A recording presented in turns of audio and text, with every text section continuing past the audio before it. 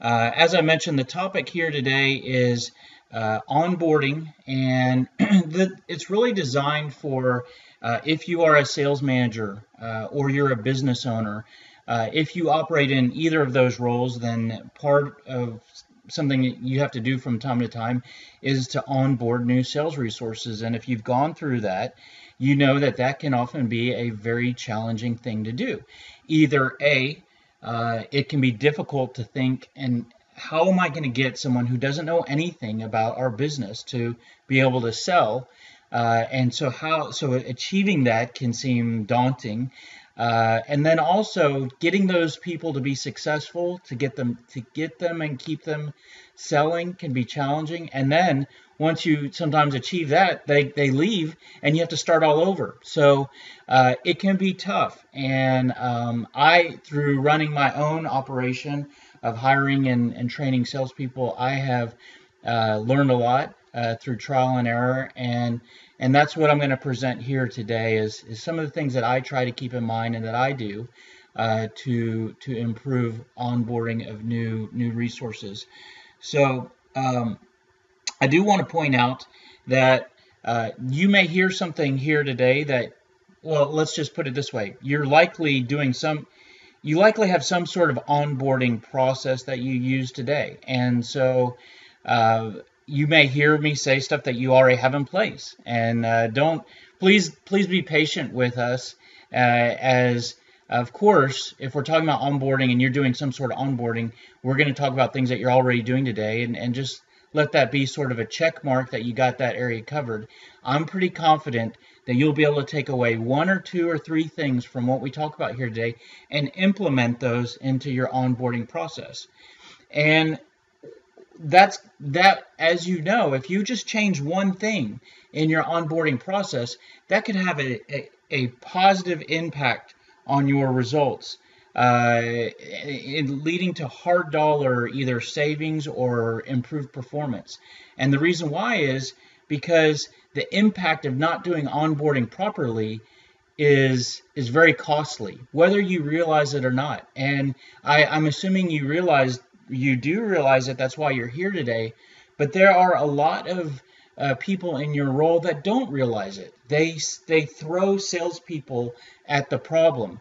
They need sales, so they hire a bunch of people and they just throw them in the job. It's like throwing pasta on a wall or spaghetti on a wall and seeing what sticks. And there's a better way, because when you don't do it properly, what happens is that it takes a long time for someone to get ramped up and performing. And often a lot of the learning takes place through trial and error. And that learning through trial and error is it's a positive way to learn, meaning when you make mistakes, there's a quote that I like, which is, when you lose, don't lose the lesson, right? So learning through trial and error is great, but that shouldn't be the primary way that a new sales resource learns. And if it is, that's extremely costly. And if a salesperson takes a long time to ramp up, or if they never ramp up, there's often sales staff turnover is impacted by that. Either they leave voluntarily because they're not making money, or you have to make them leave because they're not performing.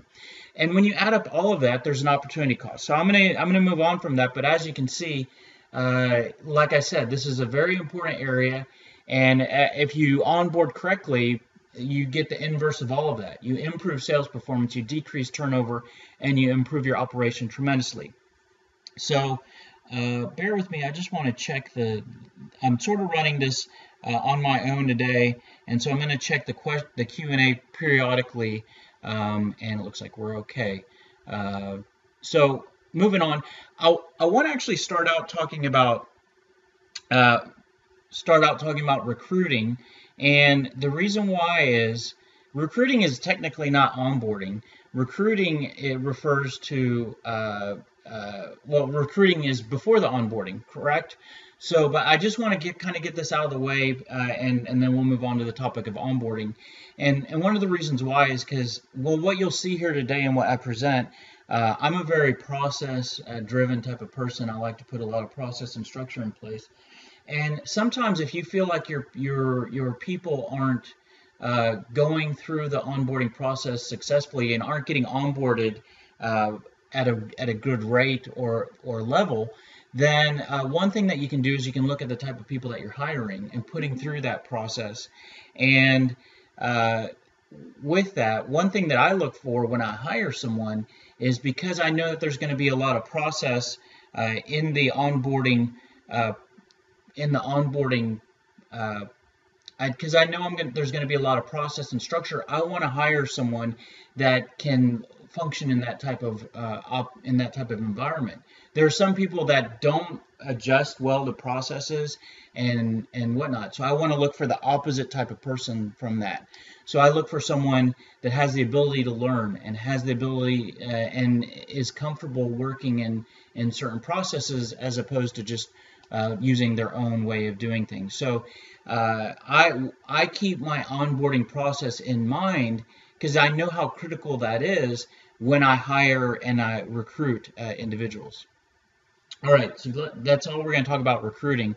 Some core concepts on onboarding that I think you should keep in mind as you build out your processes and as you onboard your salespeople. The first one is think, when you train someone, especially in a new hire situation, think of it as dumping water on a sponge. In fact, a lot of water on a sponge. You know, you've heard all the metaphors. It's like shooting someone with a fire hose of information, right?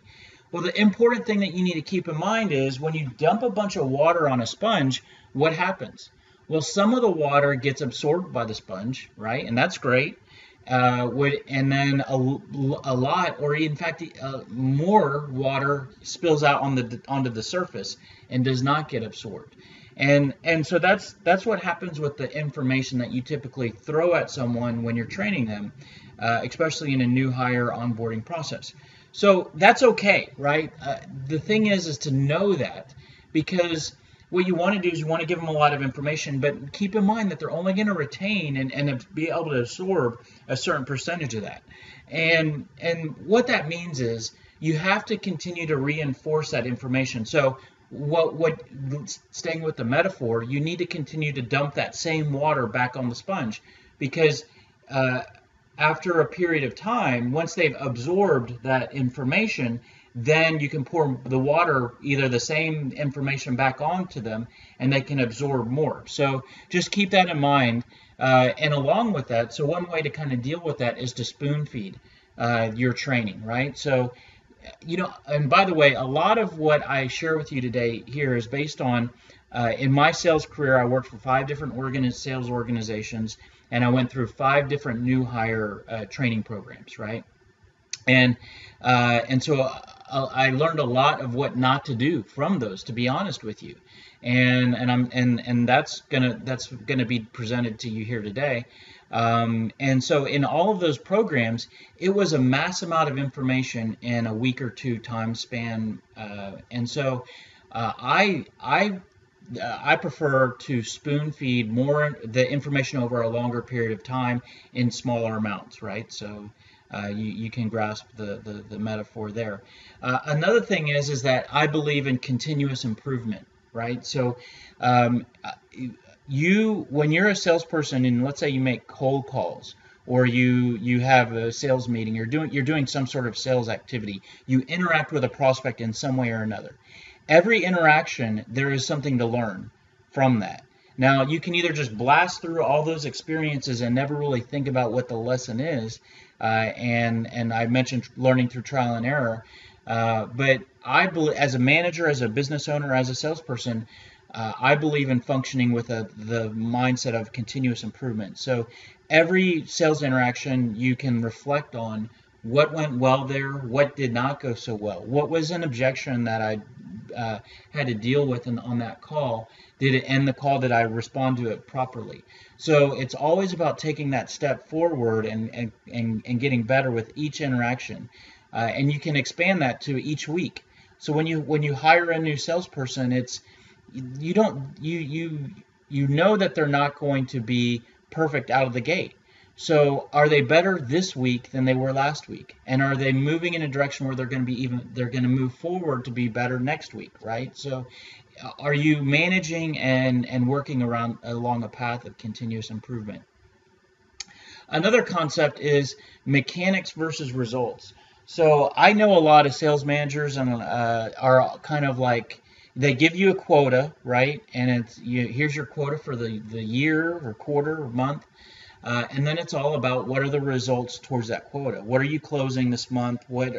How did you perform against your quota this year?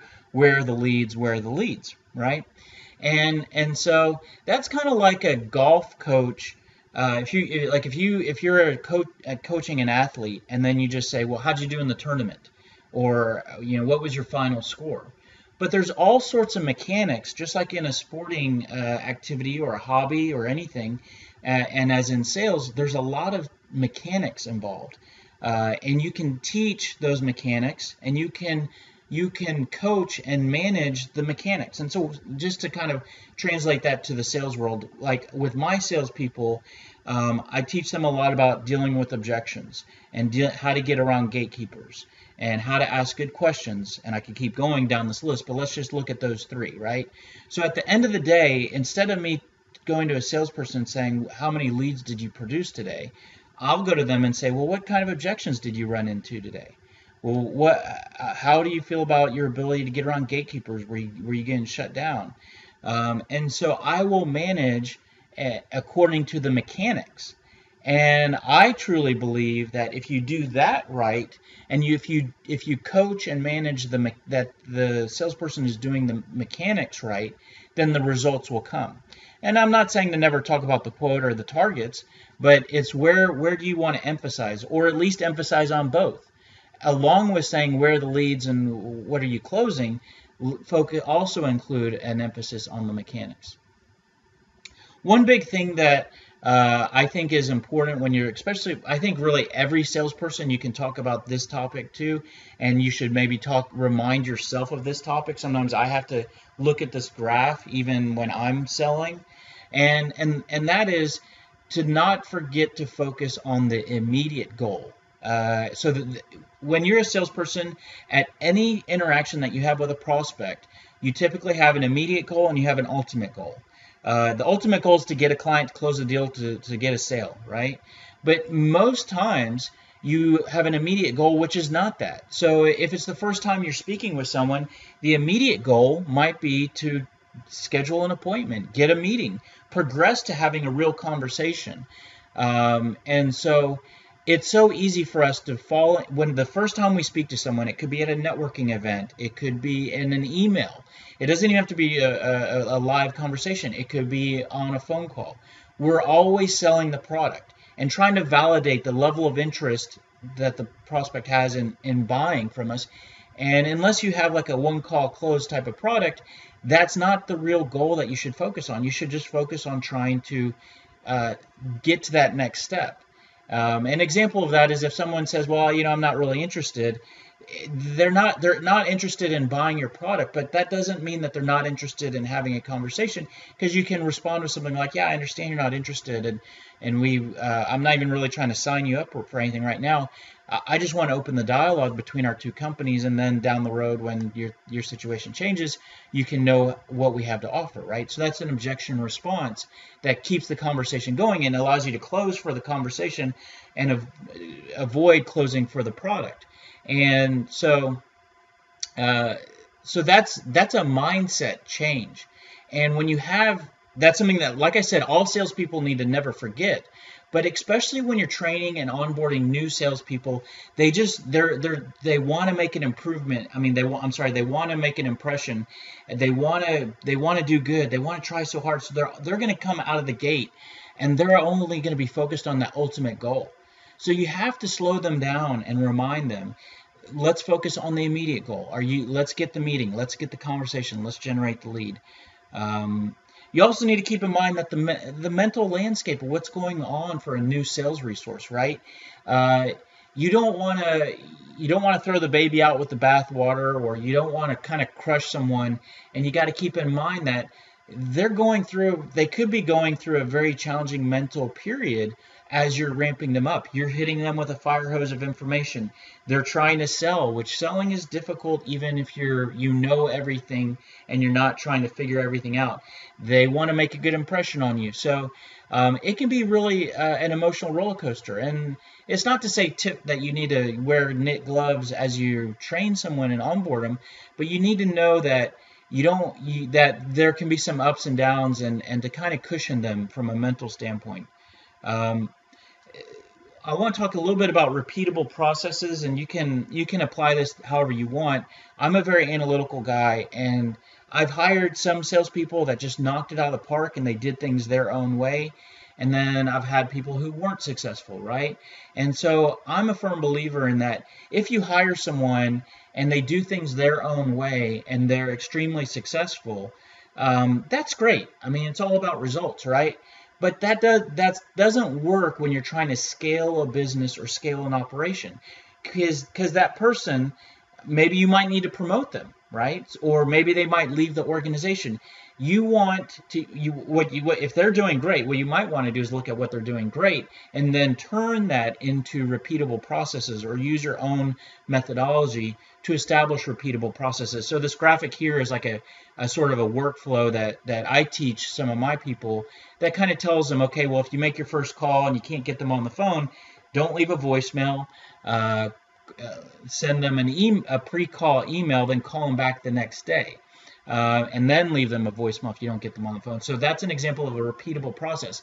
And what that allows me to do with my onboarding is that I can teach that repeatable process to someone.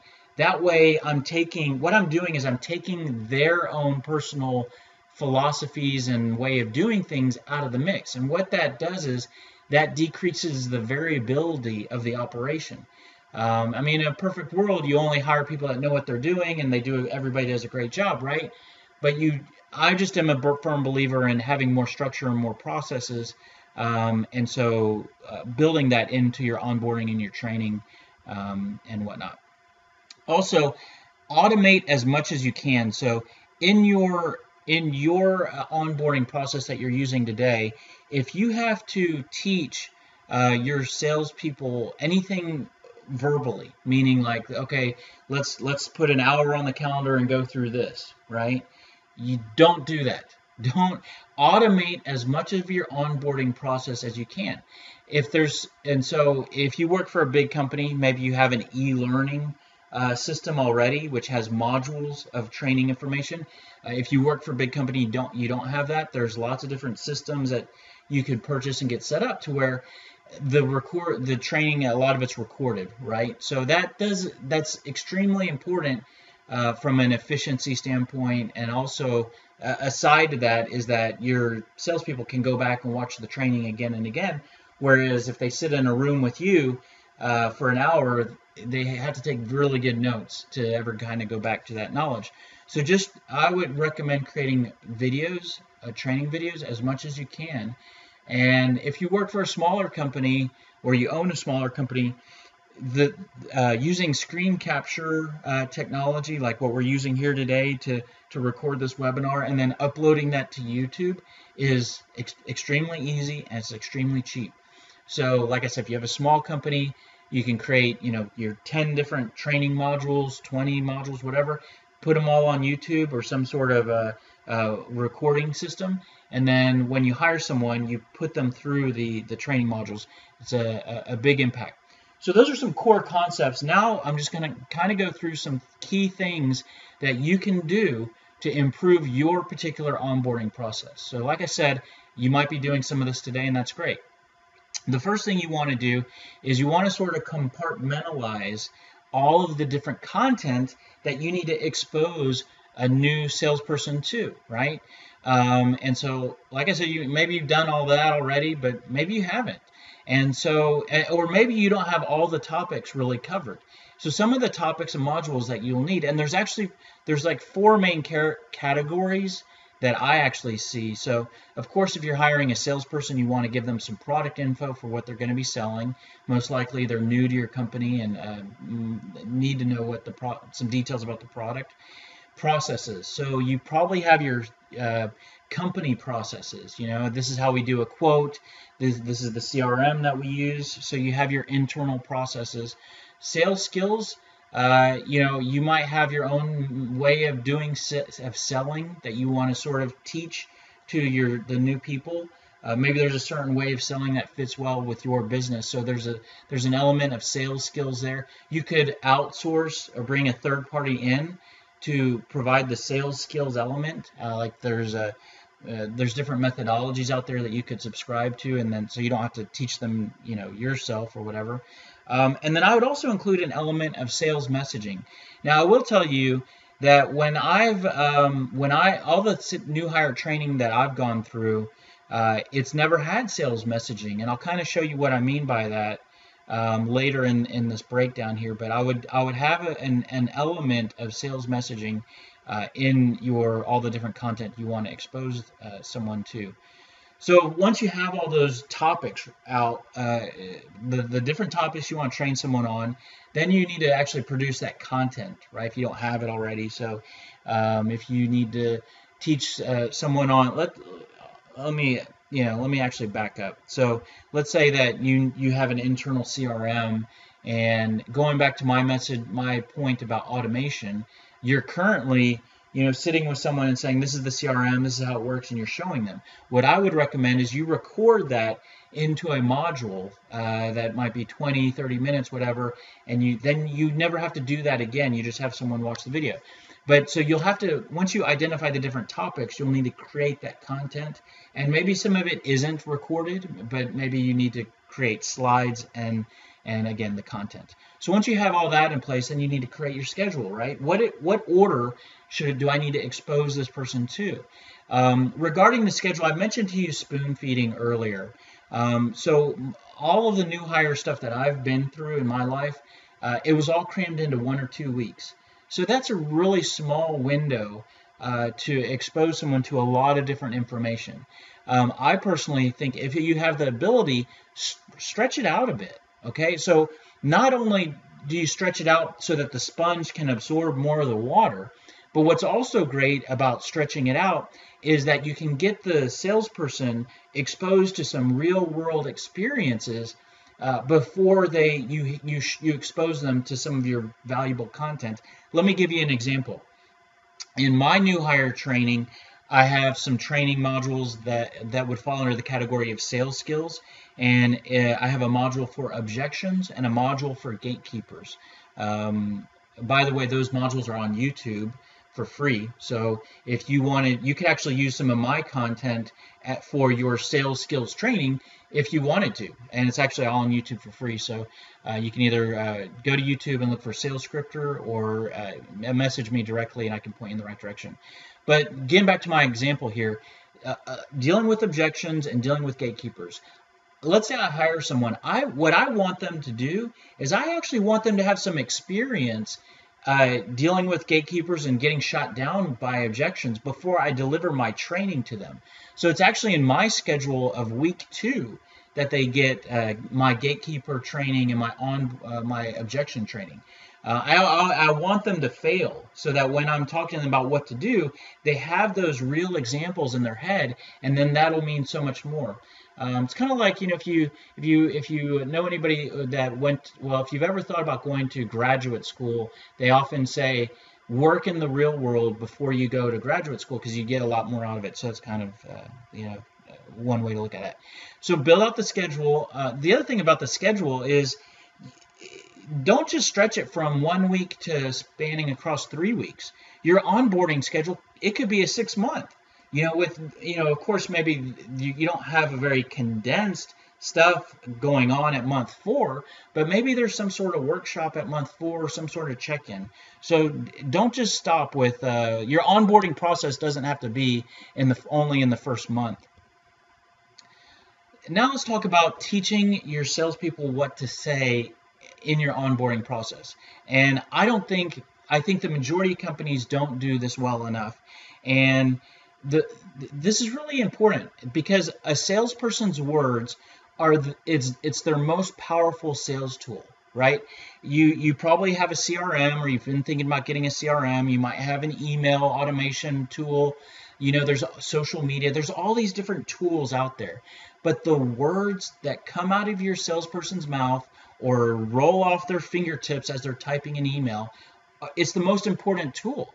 And most companies don't, they leave it up to the salesperson as to figure out what to say. They hire someone with maybe a certain background, certain experience, and then they hope that that person says the right things when they're selling. And that's it's the biggest difference between a salesperson's success and failure. It impacts how they're able to either build rapport or kill rapport, and whether they're to build interest or kill interest. And let me show you why this isn't really working great in the real world.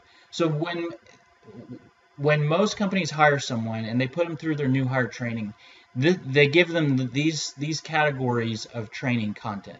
So this is the company that you work for now. This is what we do. These are the products that we sell. This is what the products do from a functional standpoint. These are some of the features that you can sell, and this is how much it costs. And these are some benefits that are provided. The benefits is probably the best thing that's trained here. And sometimes benefits is glazed over, skipped over. This is the foundation of knowledge that most new hire onboarding programs really focus on. What you would add to this might be some internal processes and systems, but this is like the core information that's given. And the problem with this is that this is a very inward focused type of information. This is all about me, my product, my company, right? Well, when you train someone and you give them just a ton of information in these areas, and then you give them a territory, you give them a phone, you give them a quota, whatever, then they go out and try to sell. And everything they say is a result, or it's driven from this. If you train them on, okay, this is the company, these are the products, then when they get on the phone, they say, this is the company I work for, these are the products I sell, do you want to buy some of these products? And that's not a great way to communicate to prospects, especially when you're reaching out to prospects that aren't raising their hand in terms of saying, hey, I'm looking at buying what you have. If you get an inbound lead, or you're in a warm, maybe an existing client, you can kind of have that conversation. But I would even argue at any time there's a better way to start a conversation or a better way to go. And so the way that we see the world and the way that we advise people to go is to have a different foundation of knowledge and a different way of looking at things. So instead of really focusing on this is what the product does and these are the products that I sell, we teach people focus more on the value that your products offer, right? A company doesn't buy what a product does. A company buys what a product can help them to achieve. So focus on the value that you offer. Also focus on the problems and the pain that your products help to fix.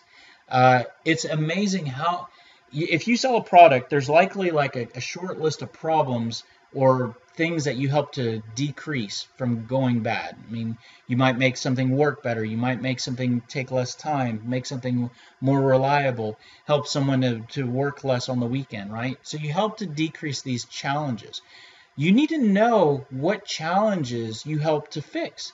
And those are more powerful things for you to talk about in your emails, in your voice. So actually, if you can think of 3 problems that you help to fix, you should mention those when you're talking to someone in a first conversation.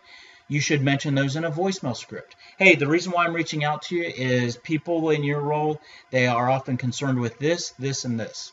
And that's why I'm reaching out. So there's a voicemail script right there. That's a great email template. Hey, to introduce myself, I'm with this company, and we know that people in your role are challenged by this, this, and this. So you have an email template. So knowing the pain that you fix, and by the way, as I'm talking about these, we're still talking about onboarding, right? So it's about having this information in your onboarding content.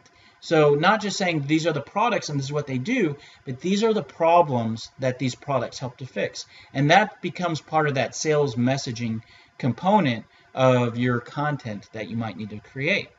Qualify. Qualify refers to when you qualify someone, you're figuring out how well they fit with what you have to offer, how likely they are to buy, right?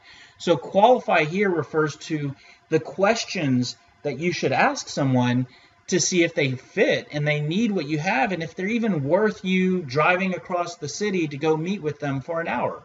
And so a quick way to get to know the right questions to teach your salespeople is once you've developed that list of problems that you help to fix, each problem could lead to one or two questions for you to ask.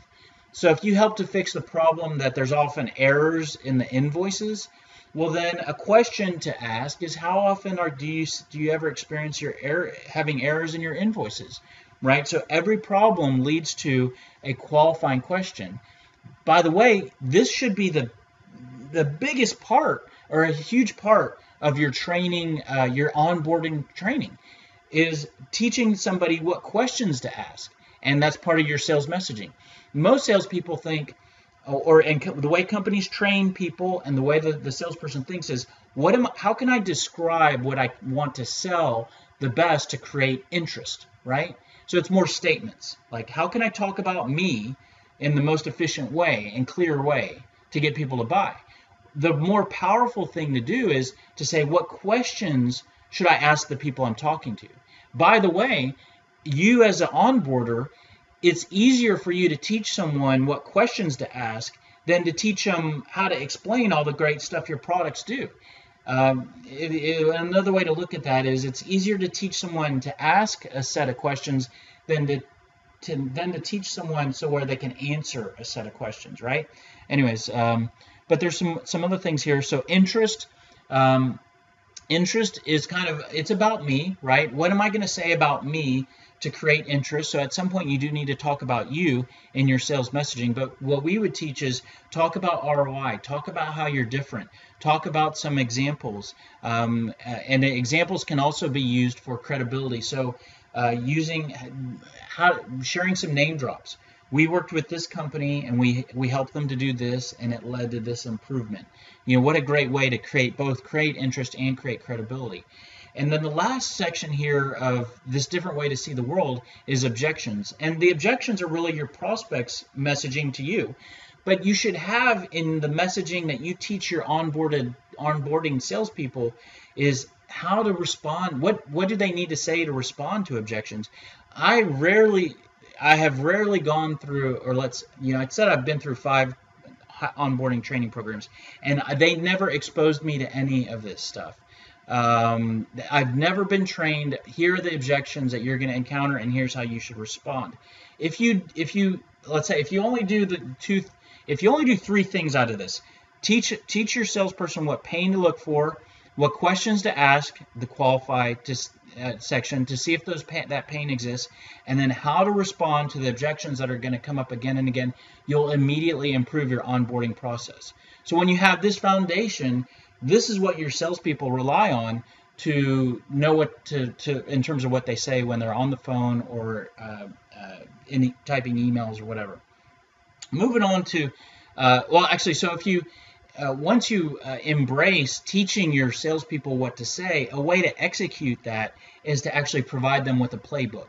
So a playbook, it can be a lot of different formats of sort of tools, but at the core of it, it's think of it as a set of this is what we need, this is what I need to do, and in this situation, this is who I need to go after. In terms of who to go after, I have rarely worked for a company. Well, I've never worked for a company where they really just provided clarity on this is the product, these are the products that you sell, and here are the people that really are the low-hanging fruit, and they'll buy quicker. They fit better, so it's going to be an easier sell, right? So when you don't do that and you onboard a new salesperson, their instinct is to try to sell to everybody.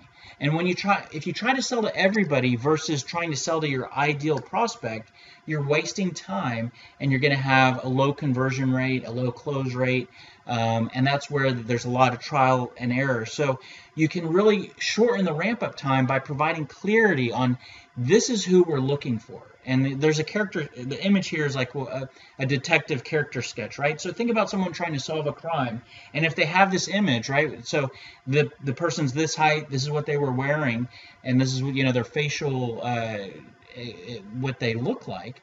Think about how much easier it is to solve a crime. Well, I truly believe most sales organizations don't provide this type of picture to their salespeople. So what a great way to improve and shorten that ramp up time. And so the picture that you need to provide for your ideal prospect is there could be some demographic details like the company of this size is going to be the sweet spot, the current environment details. So like one job that I've had in my life was selling payroll outsourcing, and I wasn't really, my first instinct was to try to sell payroll outsourcing to companies that didn't outsource, right? And so I looked into big data to find the companies that didn't outsource, and I went after those, but I wasn't successful because those weren't the ideal prospect. You had to do a culture change to get them to switch from not outsourcing to outsourcing. That was not the low-hanging fruit. The low-hanging fruit is the companies that were already outsourcing. I didn't learn this until 6 months into the sales gig. What a great thing for someone to tell me in week 2, is this is the type of company that you want to go after. So, and the typical pain points that someone might be experiencing. So then you can know what this allows you to do is, one is it helps someone to know, okay, these are the questions I need to ask if I'm talking to someone. And it also helps someone to know this is someone that I need to walk away from, right? If they don't look anything like your ideal prospect, knowing when to walk away is just as is maybe more important than knowing which people to pursue. So part of your playbook should be a key set of questions, right? So I already mentioned if you know what the problems that you fix are, you could derive a set of questions to ask. So give these to your salespeople. Give them a playbook with a set of pre-qualifying and qualifying questions. You'll immediately improve the onboarding process. Those questions could be part of a cold call script. Your playbook could include call scripts. There's some people that are pretty negative on the concept of scripts. We, in our company name, Sales Scripter, so we have a lot of what we do provides scripts, but we definitely don't believe in reading from scripts. We believe in being prepared, right? So we don't believe in being scripted. We believe in being prepared. So your playbook could have any type of call guide or call outline or call scripts. Your playbook should have a tool that we call an objections map. So it could have, all the common objections that someone's going to run into, and then the different responses for those. Now, your playbook should have email templates, and I'm not going to say could. It should have email templates, and the reason why is because your salespeople, whether they're being onboarded or they're established, they are going to need to send the same type of emails again and again. Here are the scenarios. I need to talk to someone that I haven't, or I'm trying to prospect to someone I haven't spoken to. So a pre-call email. I just spoke to someone and they said, send me your info, or they said, call me back, right? So a post-call email. And then a post voicemail email. I just left someone a voicemail, so now I need to follow up my voicemail with an email. Those 3 scenarios come up again and again and again. So don't have your salespeople writing those out each time they need to send one of those. Not only, there's a couple things here. Maybe you could write a better one for them because remember they're new and they're being onboarded, but you also don't want them to waste that time. You don't want them to have to think about that. So your playbook can have email templates, and if you have a CRM, most CRMs, you can load up email templates, so they might be able to just send them directly through their CRM with a couple clicks. You might want to provide some sort of sales process. So if you, in your particular world, maybe there is we typically like to drive people. We like to get people to have a face-to-face meeting as our standard process, and from there we'll do a discovery or whatever. Figure out what your standard sales process is. and provide that to the salesperson. So, not every conversation or every lead's going to go through that, but at least providing your playbook can provide some of the structure that the salesperson can go through, so that can help. If you don't have this, I would set up a mentor shadowing a mentor and shadowing program. You could have one or the other or both, but having your salespeople kind of have somebody that they work with as a mentor, and then the shadowing would be they kind of follow or listen in on what another salesperson's doing, and then that leads to reverse shadowing, like the mentor or the person that they're shadowing then shadows the new person. So those are really productive training structures to put in place if you don't have that. Role play, I'm a firm believer in practicing, and because sometimes being a salesperson, it really just takes kind of letting the words roll off your tongue, experiencing those objections, experiencing different situations. You're going to learn when you're on the job and through trial and error, but why not, get a lot of that learning out of the way when in a safe environment. So this role playing could be done with the mentor as part of that program. It could also be done with your manager or team lead, and there's lots of different ways to role play, but it's a really important step in your onboarding process if you don't have that. Sales coaching, there's actually a couple different ways to do sales coaching. So think of internal sales coaching, which was more of a manager providing sales coaching, and then there's external sales coaching, which is where we bring in an external sales coach. I'm going to talk to you more because this is really around onboarding. So I'm going to refer to this more as the internal sales coaching, which is sort of manager down. The external coaching, just to get that out of the way, that is more. It's less directive. So with a real productive working with a real productive sales coach, you're going to do a lot more exploration, brainstorming. It's going to be less of someone that manages you. It's going to be more productive, safe place for you to talk to someone. And it's harder actually for a sales manager to provide real open sales coaching because you're also managing someone and they report to you. So there's not going to be that open line of communication. So it's a bit different, but it's actually probably more productive for the onboarding, doing the internal coaching from a manager. And so what you could do is you could set it up to where when you're onboarding someone, you have like a weekly structure where you meet for sales coaching.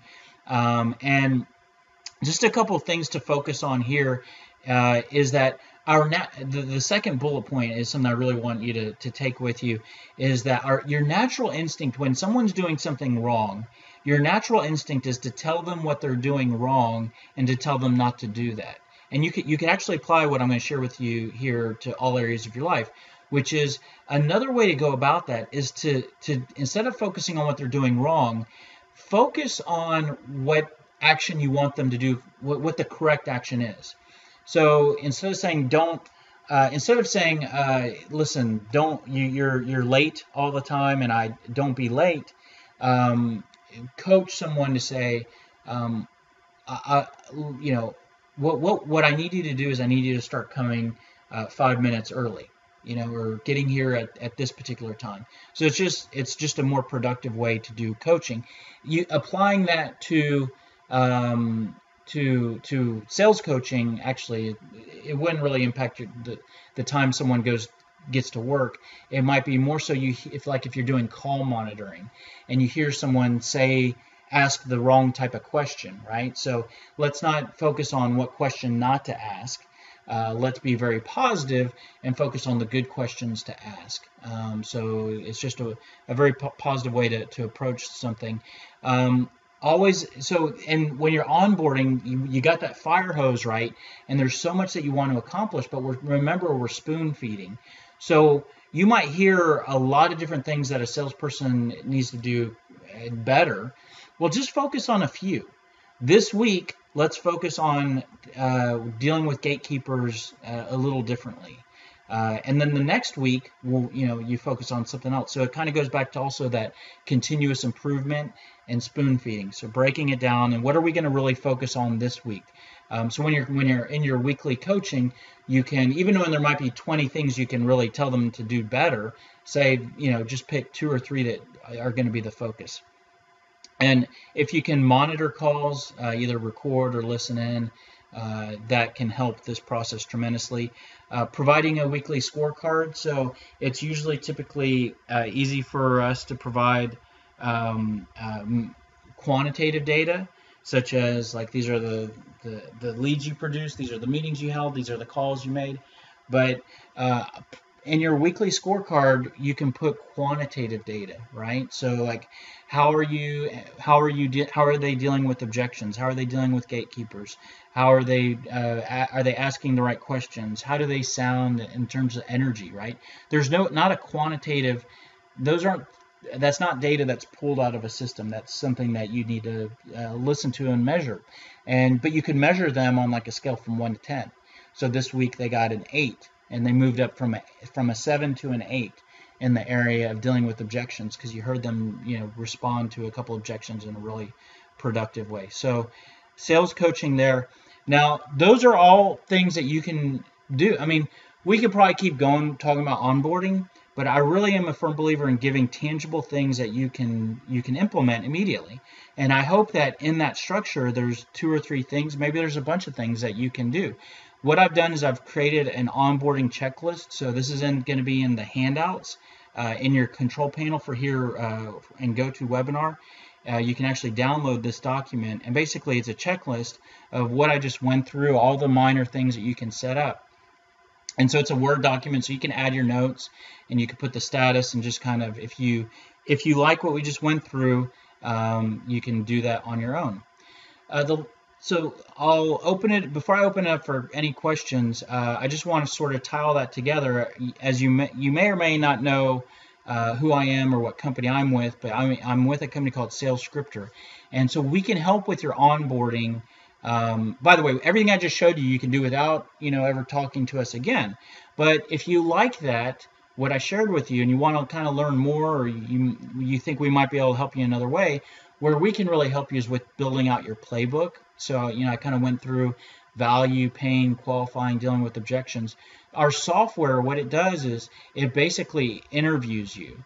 So it'll ask you, what do you sell? How does your product help? What problems do you help to fix? And what questions should you ask to see if those problems exist? And you kind of do that in a web-based interface. As you answer all those questions, your answers then link to a library of documents. So your answers will then create a cold call script. It'll create dozens of different email templates. It'll create voicemail scripts. It'll create your objections response. So basically, if you wanted to do your playbook piece for your onboarding, you could use SalesScripter as a very easy way. Actually, you could do it without SalesScripter, but you can basically create all that stuff really quickly with the software, because after you answer all the questions, you basically have your playbook. It also actually has an interface that you can use while you're making calls. If your salespeople do any stuff over the phone, with big buttons that kind of show what direction a call can go and what they need to say next, and then big buttons for the different objections that they can run into. If you want more help, what I would say is go to our YouTube channel, and this is a link to it. There's over 130 videos. All the webinars that we do get put out there. We have short videos, long videos. We have our full Sales Prospecting 101 training program out there. It's probably like 12 hours of sales training information. I have clients that actually use our YouTube videos as their onboarding sales methodology training for their people, and it's free. We used to charge for it, but the logic that we have is that we want you to become a SalesScripter subscriber to our software. And if you use our YouTube videos, we think eventually at some point you're going to end up using our software as well. So go to our YouTube page and subscribe. Then go to our website And there are 5 ebooks that you can download for free. You might have already gotten these, but there's one for cold calling, email marketing, writing your value proposition. Then these ebooks are all like between 10 to 20 pages, really good stuff, if I do say so myself. But then if you want like a real book, something you could stick on your desk or actually stick on your employee's desk that you're onboarding, I have a softback book that I wrote that can be printed, bought in physical copy. You can buy it in Kindle as well, but it's on Amazon. It's called The Cold Calling Equation, Problem Solved. And there's a chapter. It's a great reference book because you can just flip to the chapter that you want for the area that you need to improve. So there's a chapter on gatekeepers, a chapter on objections, a chapter on dealing with asking good questions. And step 3, if you get through all that and you still want more help, you can sign up for a 30-day free trial of SalesScripter. And then SalesScripter is sort of self-service, so you can go through it on your own and answer the questions. But we do provide a service called a Scripter Walkthrough that will go through and help you to answer all the questions and build out your messaging with you. I'm the one who does those, and I'm a decent wordsmith, and I designed SalesScripter, so I know how that works as well. So those are really productive. And then step 4 is, if you use SalesScripter, if you don't, you can always hire me, particularly for coaching, consulting, or we have custom training programs as well. So let me bounce back to the question.